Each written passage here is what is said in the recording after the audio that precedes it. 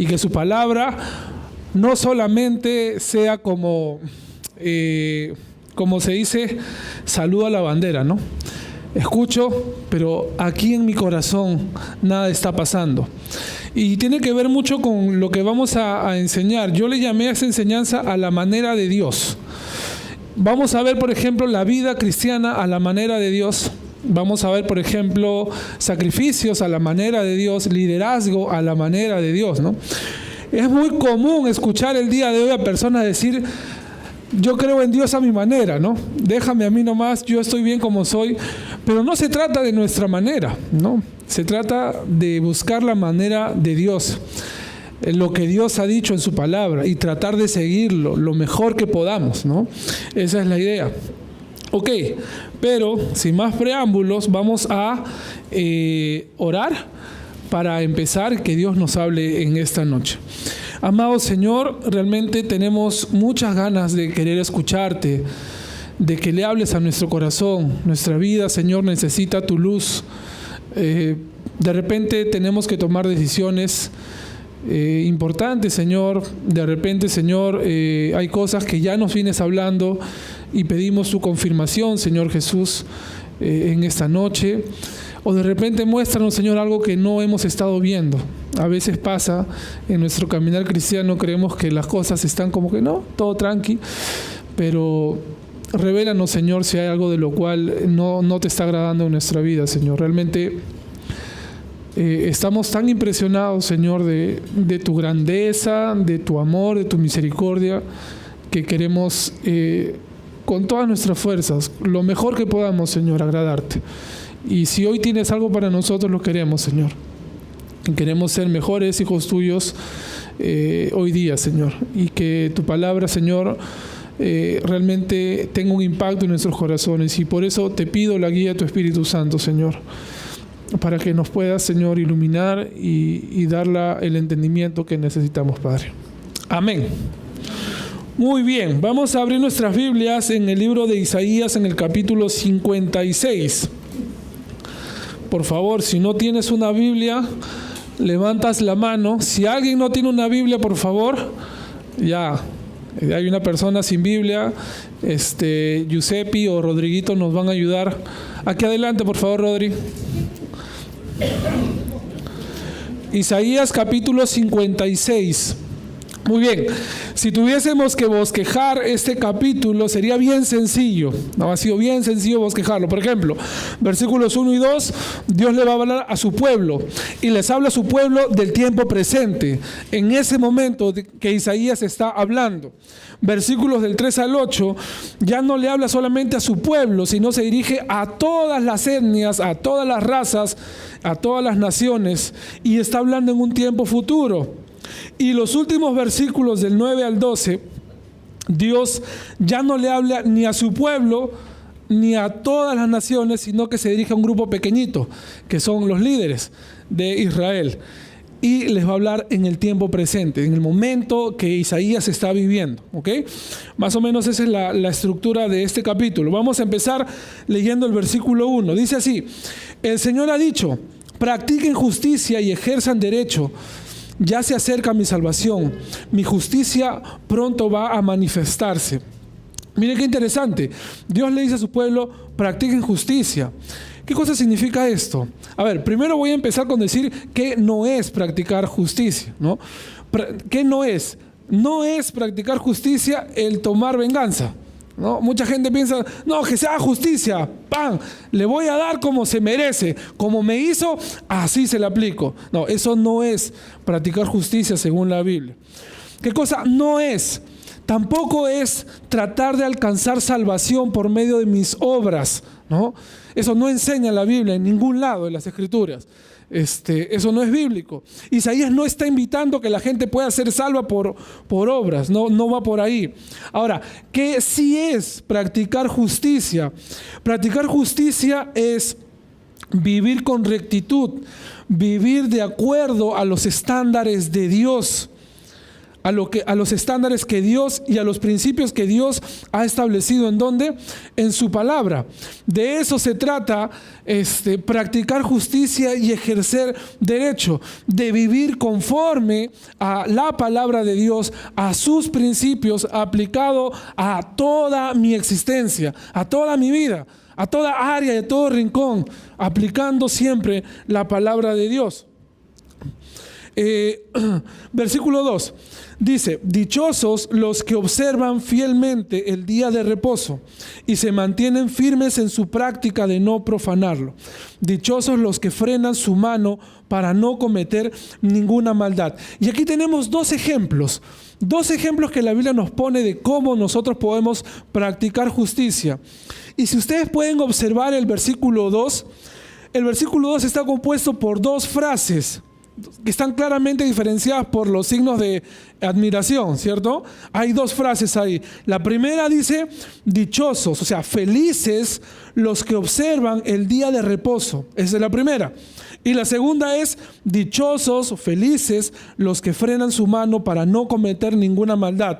Vamos a decirlo así. Vamos a decirlo así. Ambos son ejemplos de cómo practicar justicia, pero la diferencia está en que la primera frase está escrita en positivo, ¿no? Haz esto, observa, cumple, mantente. Y la segunda frase está escrita como en negativo: no cometas, no lo hagas, frena, ¿no? Esa es la idea. Bueno, ¿cuáles son las dos indicaciones? Primero, nos está hablando acerca del día de reposo. Ok, el día de reposo se traduce de la palabra hebrea Sabbat o Shabbat, o como digan los hebreos. Yo no soy hebreo ni estudio hebreo, pero esa es la idea. ¿Y cómo se significa? Significa descansar, parar o dejar de trabajar, ¿cierto? Y hay una teología con respecto al día de reposo que no vamos a entrar muy de lleno, solamente en las cosas que son importantes para nuestro estudio el día de hoy. De Sabbat se deriva la palabra sábado, y muchas congregaciones aquí se rasgan las vestiduras y dicen: ¿qué día se deben congregar los cristianos? Sábado o domingo. Y uno dice sábado, otro dice domingo, otro dice todos los días, ¿no? Pero ese no es el énfasis que le quiero dar a la enseñanza de hoy día. A ver, en Éxodo capítulo 31, para que lo puedan buscar en sus casas, en el versículo 12 al 17, Dios establece lo siguiente. Dice así: tú hablarás con los hijos de Israel y les dirás: ustedes deberán respetar mis días de reposo, porque es una señal entre ustedes y yo por todas las generaciones, para que sepan que yo soy el Señor que los santifico. Así que respetarán el día de reposo, porque es para ustedes un día santo. Y así sigue hablando. Quiere decir que Dios estableció que el cumplimiento de la observancia o la observación del Sabbat, del Shabbat, del día de reposo, sería una señal del pacto entre Dios y su pueblo, ¿no? Para el público de Isaías, para la gente que está escuchando lo que Isaías está diciendo, observar el día de reposo es una marca, es una señal de que ellos están cumpliendo con el pacto que Dios había establecido. Y por el contrario, el no cumplir con el día de reposo, profanarlo, no observarlo, no guardarlo, era una señal de un pueblo infiel y de un pueblo que se había desligado de su fe en el Señor. Ahora, ¿cuál es la esencia del día de reposo? Es la siguiente: mientras los pueblos que no creían en Dios, los pueblos paganos, se desbordaban en trabajar y en afanarse por labrar la tierra, el pueblo de Dios no.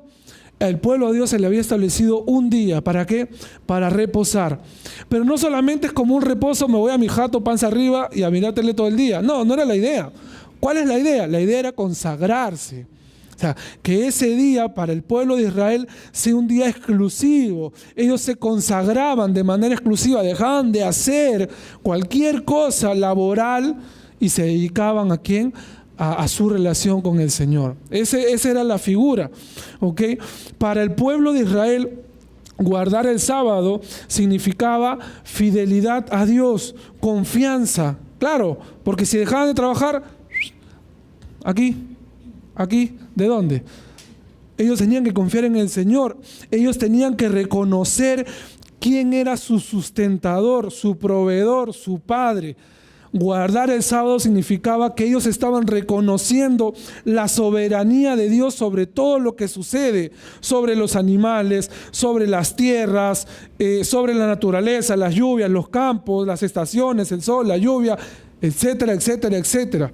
Eso significaba para ellos guardar el sábado. Era un acto de ¿qué? De fidelidad hacia Dios. Por eso es que su incumplimiento en el Antiguo Testamento es señalado y es condenado por la mayoría de los profetas. La mayoría de los profetas lo que señalan en Israel es que ellos no guardaron el día de reposo. Y uno se puede decir, pero bueno, ¿qué tiene? Pues no reposaron un sábado. Bueno, pues no, pues tenían que trabajar. Bueno, pues no. Pero no significaba eso, sino que ellos no estaban confiando en Dios. Ellos estaban siendo infieles hacia Dios. Ellos estaban así siendo incrédulos hacia Dios, su poder, su amor, su soberanía. Asuntos que para Dios son realmente muy importantes. Eso no se trataba de descansar un día y ya, se trataba de confiar y creerle a Dios. Miren, por favor, busquen en sus Biblias, si me pueden acompañar en el Salmo 37, en el versículo... Gracias. ¿La marca? Salmo 37, versículo 25. Dice así: joven fui y he envejecido. Salmo 37, 25. ¿Qué pasó? Todavía no me aplica. Todavía joven fui y me mantengo joven. No, Salmo 37, 25 dice: joven fui y he envejecido, y no he visto justo desamparado, ni su descendencia que mendigue pan. En todo tiempo tiene misericordia y presta, y su descendencia es para bendición. O sea, los hijos de Dios, los que confían en el Señor, dice que Dios no los desampara, ¿cierto? Y es más, sus hijos son de bendición para otros. No están mendigando pan, sino que ellos son dadivosos y dadores. ¿De dónde? Porque Dios es su sustentador. Y a veces nuestro afán por el trabajo, en vez de mostrar un corazón piadoso, a veces muestra una señal de falta de fe.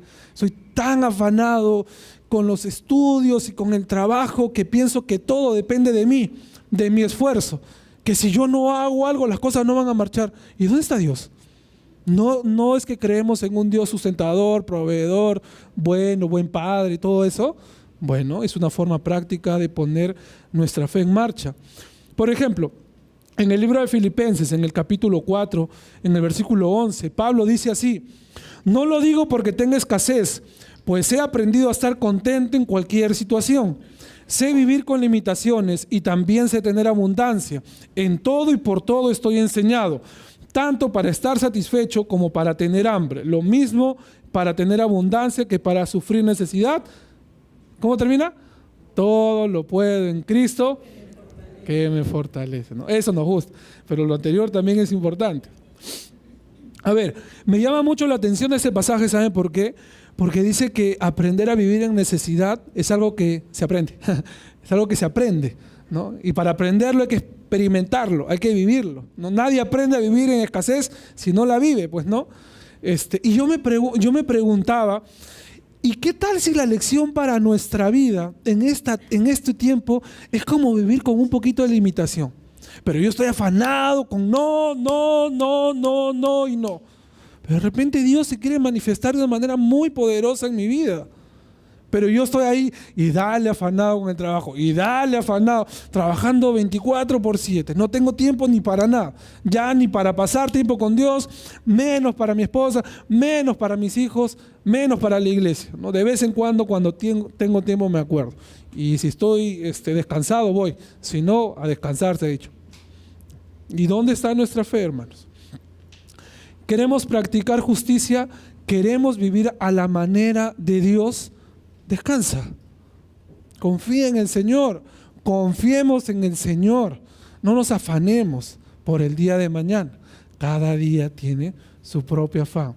Busquemos primeramente el reino de Dios y su justicia, todo lo demás será. ¿Qué es todo lo demás? Comida, bebida, todo. Todas las cosas que Dios tiene para nosotros, ¿ok? Eso es lo primero que se menciona en el libro de Isaías.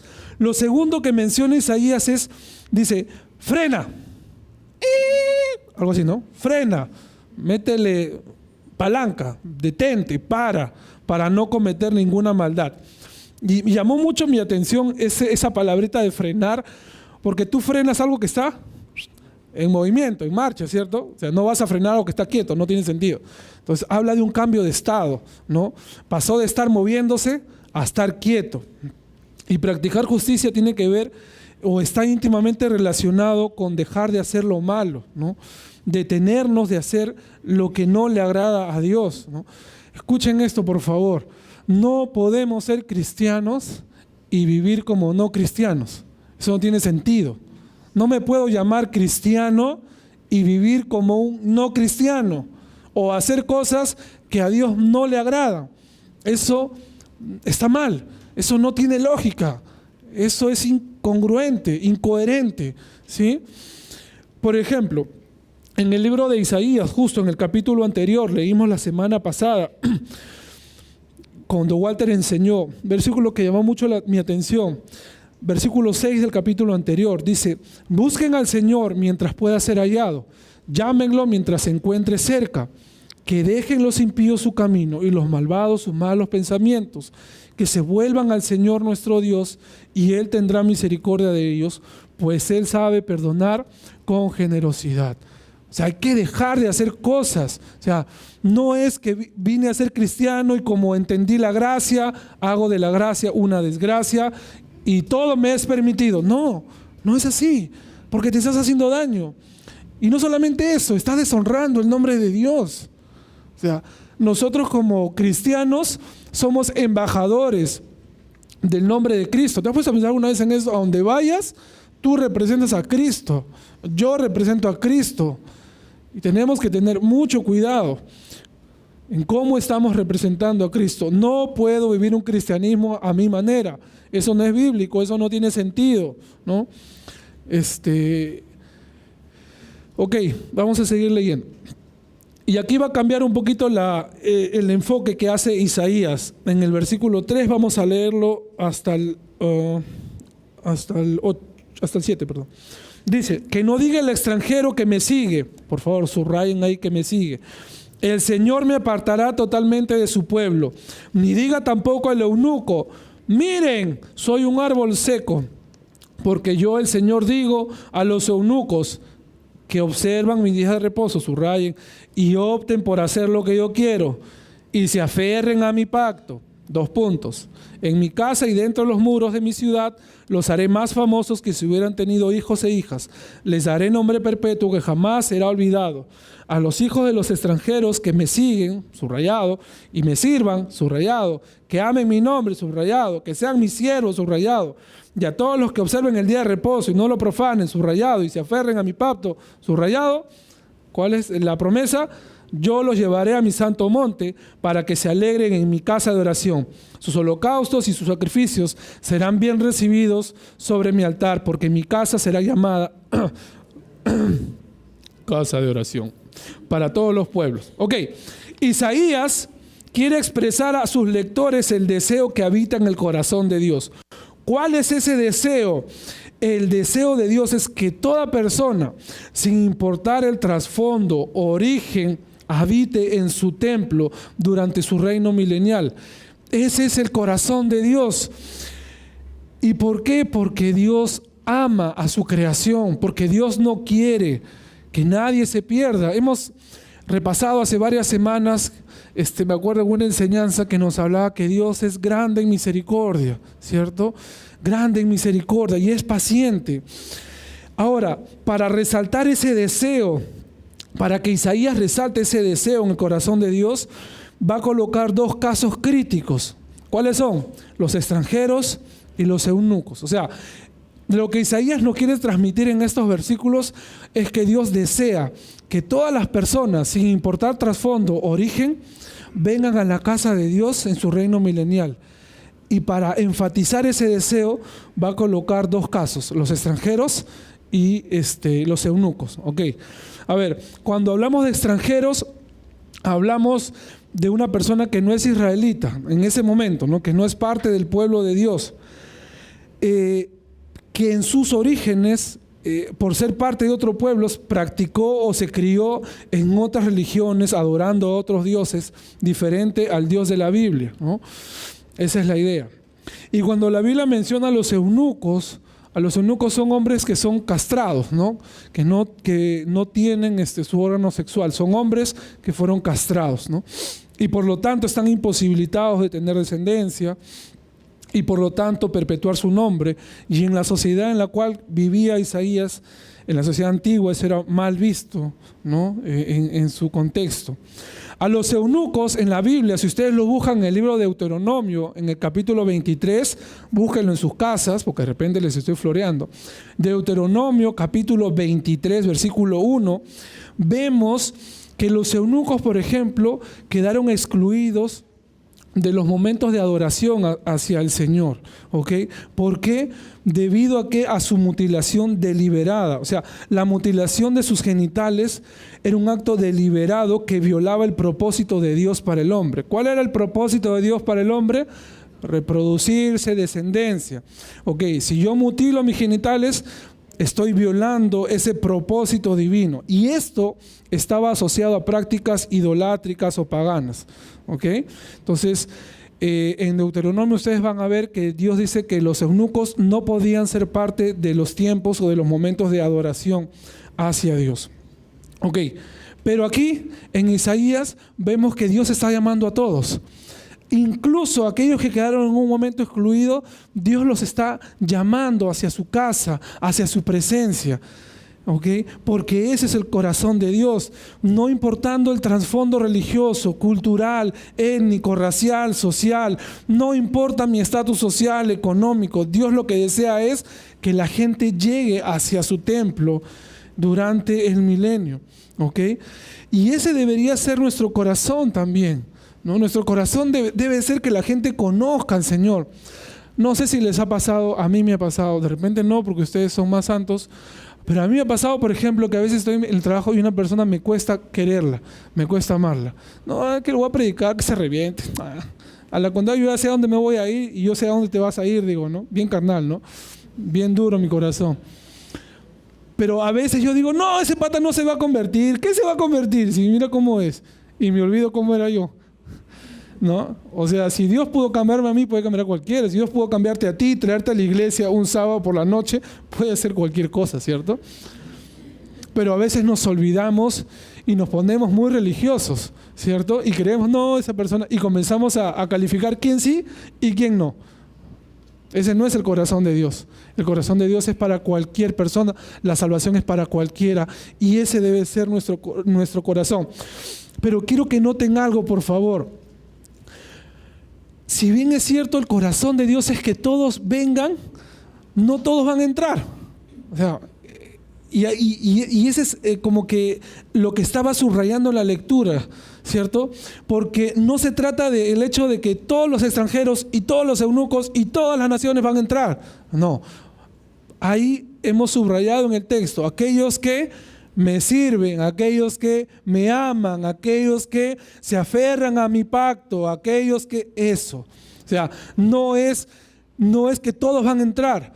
Ese es el deseo de Dios, y Dios por eso dice la Biblia que es grande en misericordia, lento para la ira y grande en misericordia.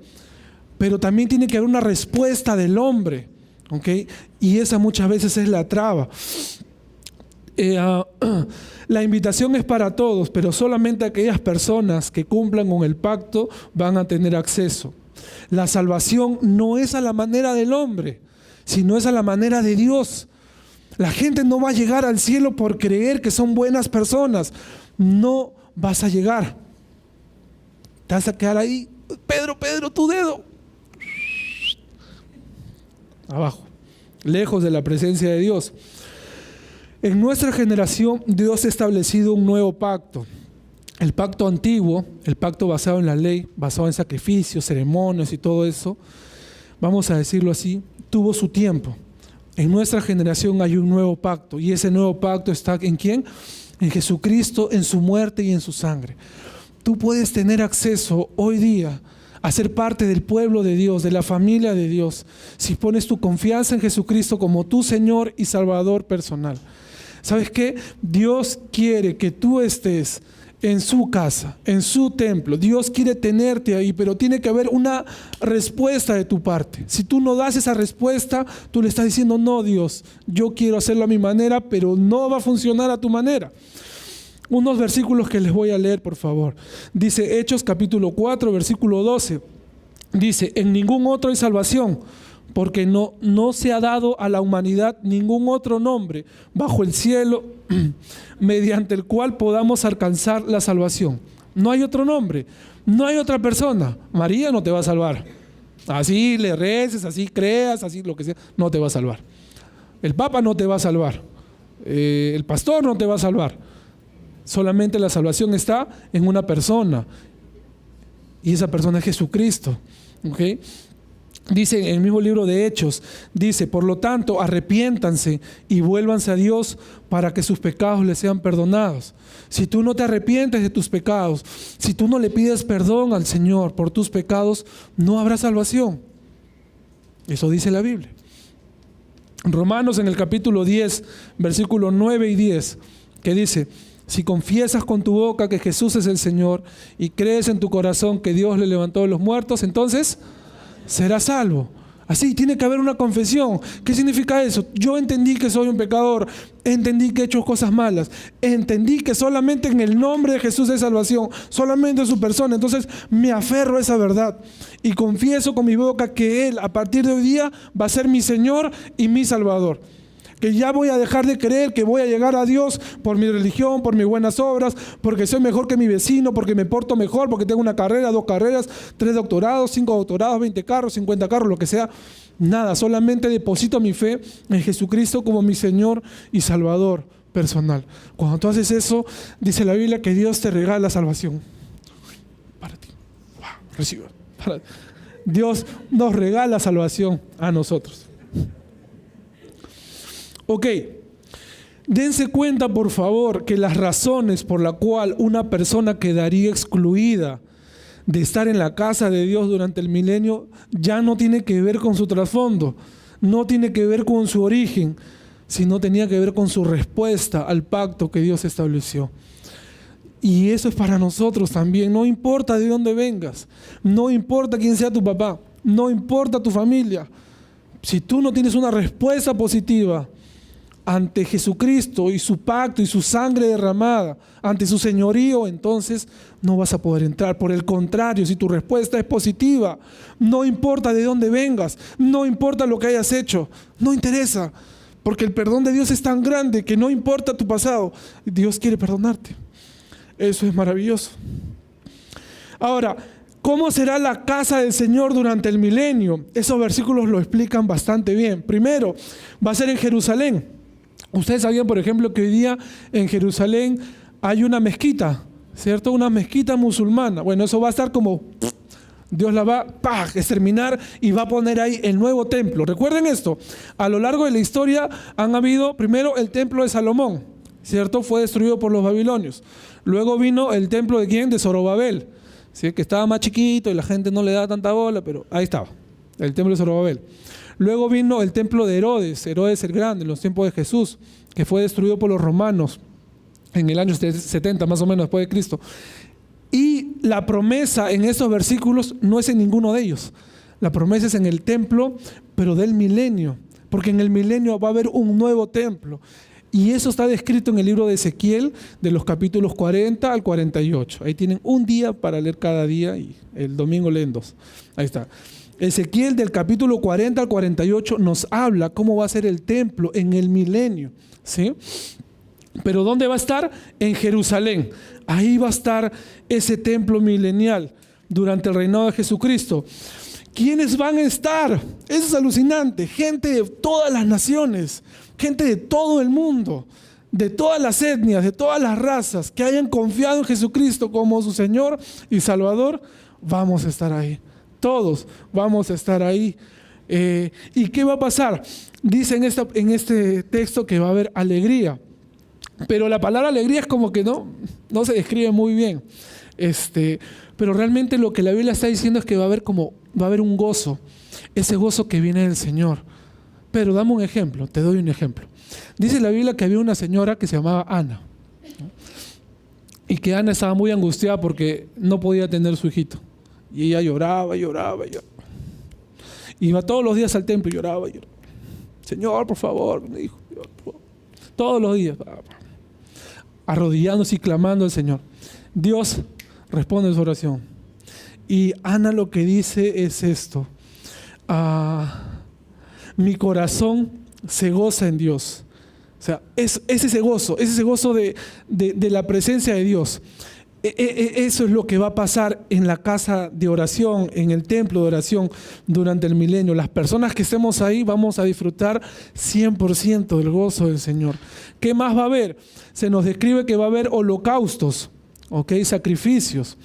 A ver, ambas ofrendas, holocausto y sacrificios, hacen referencia a aquellos sacrificios que se podían comer. Esta parte me gusta, que se podían comer, ¿sí? Por ejemplo, cuando la Biblia ahí menciona holocaustos, habla de las ofrendas quemadas. En las ofrendas quemadas, si ustedes recuerdan, las lecciones de Levítico, capítulo 1, prédica número 215, ahí en ese capítulo se enseña, por ejemplo, que los holocaustos son ofrendas que van a la parrilla, así carne asadita, así tipo domingo, así en la reunión familiar, al carbón, a la parrilla, y dice que eso es olor grato para el Señor. Y ese tipo de sacrificios las comía el ofrendante con Dios. O sea, eso va a pasar en la casa de Dios, en su casa de oración va a pasar eso. Vamos a estar ahí nosotros, vamos a sacrificar animales y vamos a comer con Dios. O sea, ¿cómo? Eso va a ser como alucinante. ¿Cómo voy a comer con Dios? Vamos a estar ahí en mesa sentados, Él va a pasarme a decir: Pedro, ¿y qué tal? Más, menos. Yo, Señor, no importa, estás tú como que... Dice en el libro de Cantares, dice: me llevó a la casa del banquete y su bandera sobre mí. Un ratito, fue amor, dice, ¿no? O es como que me cubre o me cubrió con su amor, ¿no? Me llevó a su casa para tener comunión, intimidad, porque eso es lo que significa un banquete, una comida, ¿no? Ok, pero también nuestras ofrendas van a ser bien recibidas. Y esa palabrita es bien interesante porque menciona que van a ser aceptadas, ¿ok? Dios no acepta cualquier ofrenda. Dios no acepta cualquier sacrificio. Eso lo vemos desde Caín y Abel. No aceptó la ofrenda de Caín. Sí aceptó la ofrenda de ¿quién? De Abel. Lo vemos en el libro de Levítico. Las ofrendas o los sacrificios que Dios recibía eran animales perfectos y tenía que ser así, así, así, en este lugar.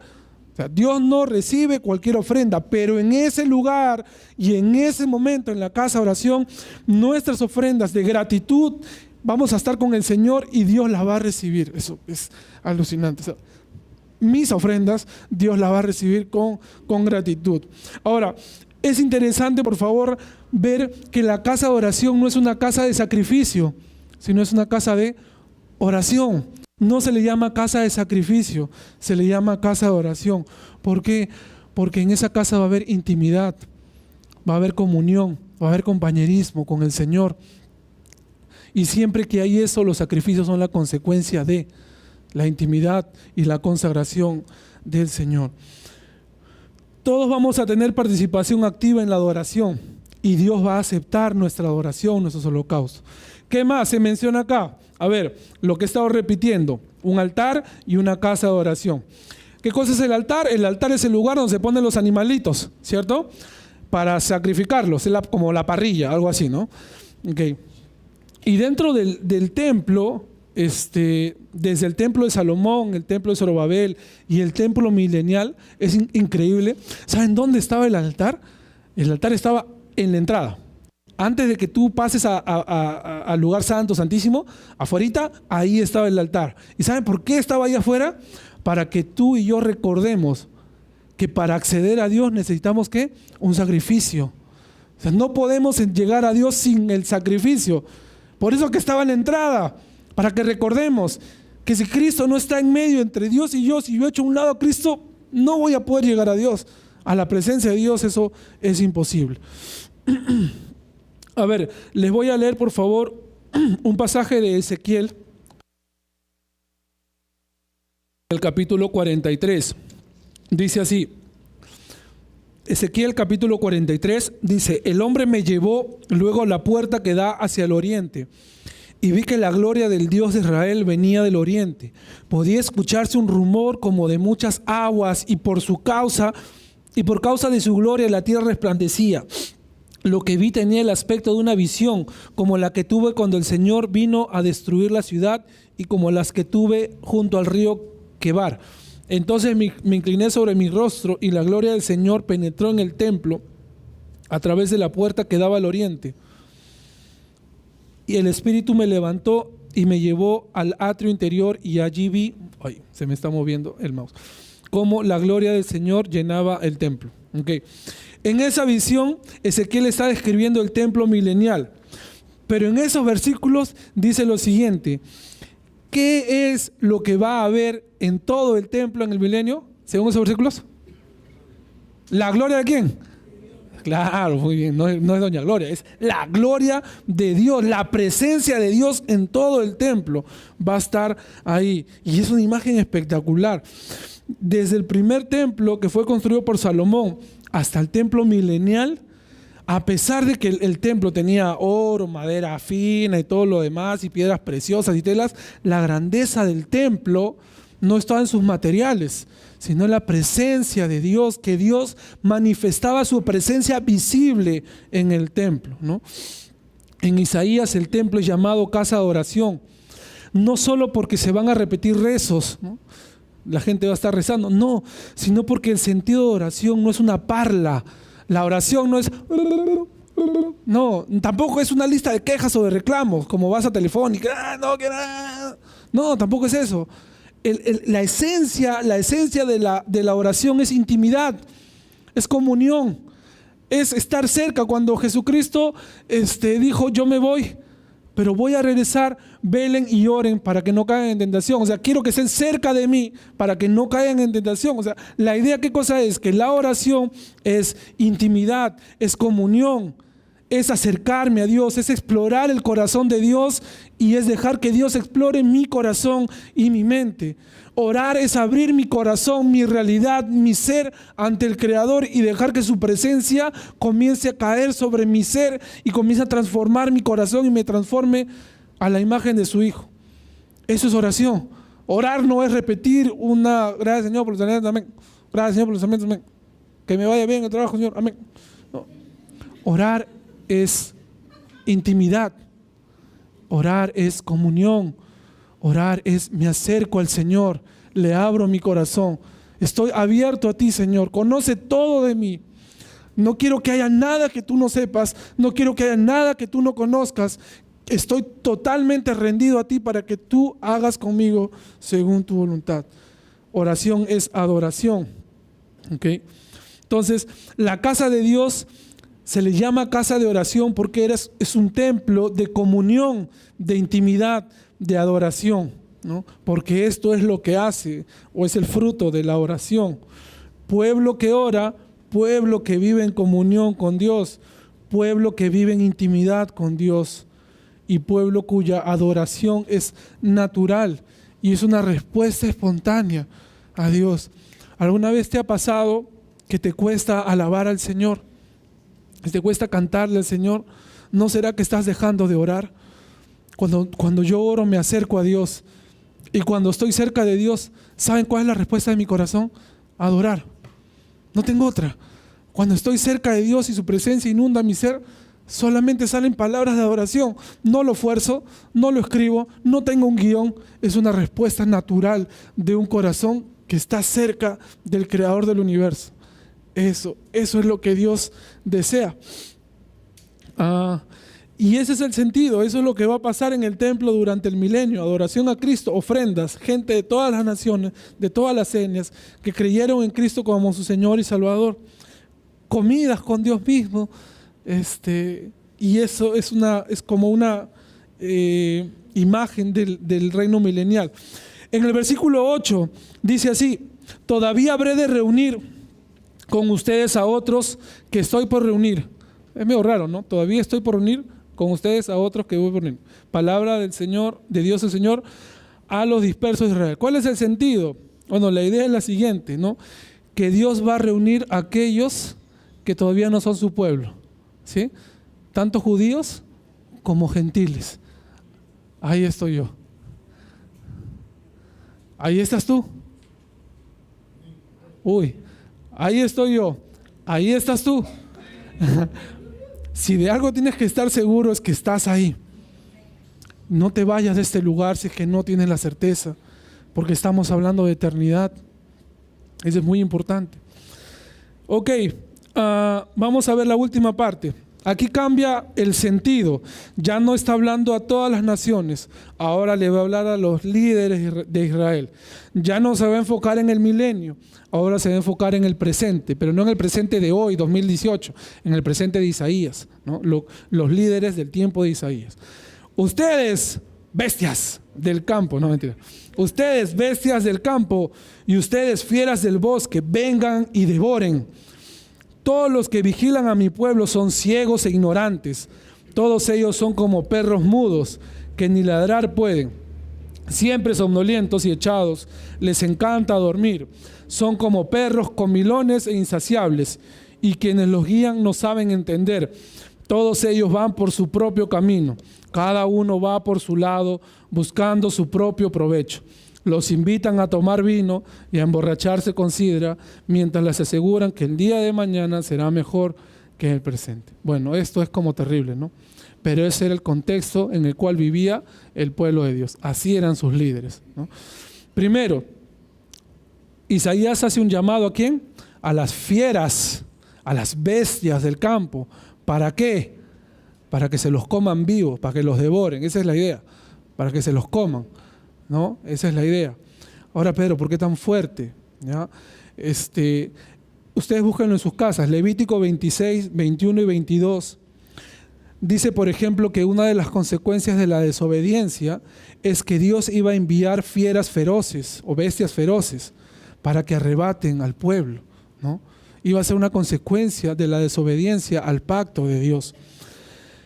Y en una primera lectura podríamos pensar, qué fuerte que producto del pecado de los líderes, porque han visto la lista, ¿no?, de pecado que tienen estos líderes, qué fuerte que producto de su pecado, pues se llamen a las fieras para que se los coman, ¿no? Pero si tú te pones a pensar un poquito más al fondo, lo más triste no es necesariamente eso, sino lo más triste es que Dios los ha abandonado. Y como Dios los ha abandonado, no tienen protección. Y como no tienen protección, las fieras los van a hacer añicos. Porque eso es lo que Dios dijo en Levítico. Y eso es lo más triste, que cuando un líder, una persona que sirve al Señor, tiene una vida en la iglesia de repente aparente, pero en su casa es otra cosa, fuera de la iglesia es otra cosa, ya la presencia de Dios no está. Ya no está con él. Se fue. ¿Por qué? Porque Dios no puede convivir con el pecado. Si queremos tener comunión con Dios, ¿qué dice Primera de Juan? Si confesamos nuestros pecados, Él es fiel y justo para tener comunión, para perdonar nuestros pecados y limpiarnos de toda maldad. Ok. Por ejemplo, ¿se acuerdan de Sansón? Sansón era líder, ¿cierto? Sansón era un líder, era un juez, ¿no? Era del pueblo de Israel. Y Sansón jugó con el pecado hasta que llegó una mujer que lo sedujo de una forma que él no pudo controlar. Y en un momento, es muy triste esto, en un momento dice la Biblia que Sansón se levanta para querer atacar a los filisteos como siempre lo había hecho. Pero dice la Biblia, Sansón no se ha dado cuenta que la presencia de Dios ya no estaba con él. Qué fuerte. A mí, de verdad que es de los pasajes de la Biblia que más se me escarapela el cuerpo, ¿no? Y creo que eso es lo más triste que se pueden ver en estos líderes. Ahora, ¿cómo describe la Biblia o estos pasajes a los líderes? Primero, los describe como atalayas ciegos o como perros que no ladran. ¿Cuál es la idea? ¿Qué cosa es un atalaya o un vigilante, un vigía? Como un vigía, no uno que cuida. Ahora imagínate un vigía ciego. No tiene sentido, ¿no? Imagínate a Clark. Viene el ratero y Clark no ladra, no sale nada, no espanta, no sirve como perro guardián. No tiene sentido un perro guardián que no ladra, no va a espantar a nadie, ¿cierto? Esa es la idea, ¿no? Y el pecado de los líderes los había hecho inútiles en su servicio. Y la falta de utilidad no tiene que ver con las cosas manuales, ojo con eso, sino con el impacto espiritual que tiene un líder sobre su ministerio. Hay una diferencia. Tú puedes, por ejemplo, ¿no? Yo que veo el tema de los sugieres, puedo seguir viniendo y se hace el cronograma y nos podremos reunir y podemos estar en la puerta. Pues son las cosas, vamos a decirlo así, que se tienen que hacer, ¿no? Pero el impacto espiritual que hay sobre esas vidas, cero. No hay. Esa es la falta de utilidad. Por eso Pablo, cuando le escribe a Timoteo, le dice: en la casa de Dios hay muchos utensilios, ¿no? Y unos son para honra y otros son para deshonra. Y si alguno de ellos se limpia, será útil, ¿no? Porque la utilidad está en donde un corazón rendido al Señor. Si Dios te llamó a ser líder, tú estás liderando, estás sirviendo al Señor. Entonces la utilidad no necesariamente es en las cosas prácticas, sino en el impacto espiritual que tú tienes sobre las personas que forman tu ministerio. Esa es la idea, ¿no? Le dice, por ejemplo, ¿qué más? Siempre somnolientos, echados, les encanta jatear, les encanta dormir, ¿no? O sea, ellos eran vigilantes, ellos tenían que encargarse de ver por el pueblo, las amenazas externas como vigías y la situación interna como pastores del pueblo, cuidar al pueblo, alimentarlos. ¿Pero qué hacían esos señores? Todo el día estaban durmiendo, ¿no? Paraban jateando, eran irresponsables, cosas así. ¿Qué más le dice? Son como perros comelones, insaciables, ¿no? Comen de todo y a cada rato. No saben entender, van por su propio camino, cada uno va por su lado, buscan su propio provecho, ¿no? Los líderes debían estar atentos ¿a qué? Al pueblo, servir al pueblo, pero no, ellos hacían su propio camino, su propio provecho. Ok, ¿qué más? Lo último, los invitan a tomar vino y a emborracharse con sidra, mientras les aseguran que el día de mañana será mejor que hoy. Miren, la versión NTV dice lo siguiente: vengan, dicen ellos, consigamos vino y hagamos una fiesta, emborrachémonos todos, mañana lo haremos de nuevo y tendremos una fiesta aún más grande. Eso decían los líderes. ¿Okay? O sea, cuando venía una persona y le contaba un problema a estos líderes, decía: no te preocupes, vamos a comer un par de chelas, mañana la sacamos 2 más y así vamos a vivir. Eso es lo que estaba pasando con los líderes en el pueblo de Dios. Así, o sea, esa era su situación. Y déjenme decirles algo, en la época de Jesús, estos pasajes de Isaías se hacen bien tangibles, se hacen bien crudos, bien reales, ¿no? Hay un suceso particular en la vida de Jesús que se le conoce como la purificación del templo, ¿no? Y narra pues que Jesús viene, por ejemplo, primero llega con el burrito, ¿cierto? Entra a Jerusalén y la gente lo alaba, la gente lo alaba. Y Jesús luego va para el templo, y en el templo lo que hace es encontrar pues que los líderes estaban haciendo un negocio, ¿no? Y entonces bota a todos y le dice: ustedes, ladrones, cueva de ladrones, ¿no? Mi casa será llamada casa de oración para todas las naciones, pero ustedes han hecho de ella una cueva de ladrones. Ok. Y Jesús, luego de botarlos a todos ellos, se queda haciendo milagros y enseñanzas en el templo. A ver, quiero decirles algo. Jesús les recrimina a los líderes religiosos. ¿Acaso no está escrito? ¿Acaso no han leído en Isaías que el templo de Dios va a ser una casa, un lugar de intimidad, una casa de oración, de adoración? El templo de Dios no es un lugar para tus negocios egoístas, ¿no? Y Jesús fue muy directo y muy duro con estos religiosos. Ustedes han hecho de este lugar, que era un lugar de intimidad, que era un lugar de comunión y adoración, ustedes han hecho una cueva de ladrones. Ya no se siente la luz de Dios porque es una cueva, hay oscuridad, la oscuridad reina. Ya no hay líderes, atalayas, vigías ni pastores, solamente hay ladrones y saqueadores que ven en las personas la mejor oferta para llenarse los bolsillos. Quienes debieron ser guías se convirtieron en ladrones, y Jesús con toda autoridad les dice eso: ustedes son unos ladrones. Pero quiero que se den cuenta de algo: lo que está haciendo Jesús no es atacarlos, lo que Jesús está haciendo es llevarlos al arrepentimiento. Jesús amaba a esos hombres. Y Jesús lo que estaba haciendo, ¿qué cosa era? Llegar a su corazón duro y necio. Por eso que utilizó palabras tan directas y tan fuertes. Ustedes son unos ladrones, cueva de ladrones. Pero estos hombres líderes religiosos, en vez de arrepentirse, lo que hicieron fue endurecer su corazón aún más. ¿Ustedes se acuerdan de esa escena donde le dicen a Jesús, ¿es lícito darle al César lo que es del César? ¿Algo así? No, esa escena donde le dicen, tenemos una moneda, ¿no? ¿Es lícito darle a César o no? Era una pregunta tramposa. Esa pregunta fue después de que Jesús los bota del templo. ¿Ustedes recuerdan, por ejemplo, que viene un grupo de religiosos y le dice a Jesús, Jesús, ¿qué te parece? Una mujer tuvo un esposo, pero este murió y se casó con su hermano. Y este murió y se casó con su hermano. Y este murió y así con 7. Y yo decía, cuando él leía ese pasaje, cuando el soltero lo leía, ¿no? Que no me toque una mujer así. Pero miren, esa pregunta tramposa se lo hicieron después de que Jesús los bota del templo, ¿no? Cristo muestra algo que es muy importante, ¿ok? Y quiero resaltarlo y ya con eso voy a terminar. 2 cosas. Primero, cuando Cristo entra a Jerusalén, Él es bien recibido por la gente, Él recibe adoración. Y esa misma gente, una semana después, que gritó, Hosana, Hosana, hijo de David, una semana después, decían, crucifícalo, crucifícalo, crucifícalo. La misma gente que lo recibió con ramas y que, hijo de David, Hosana, Hosana, una semana después estaban gritando que lo crucificaran a Jesús. Jesús cuando llega al templo los bota a los religiosos y Jesús se queda en el templo a hacer milagros y a enseñar la palabra de Dios. Y eso me enseña a mí algo, ¿no? Y los líderes, algunas veces va a haber gente que le va a reventar cohetes, ¿no? Qué bonito tu trabajo, qué bien lo haces.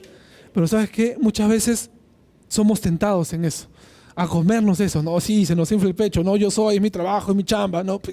Mira mi ministerio. Y debemos guardar la humildad que Jesús siempre guardó, ¿no?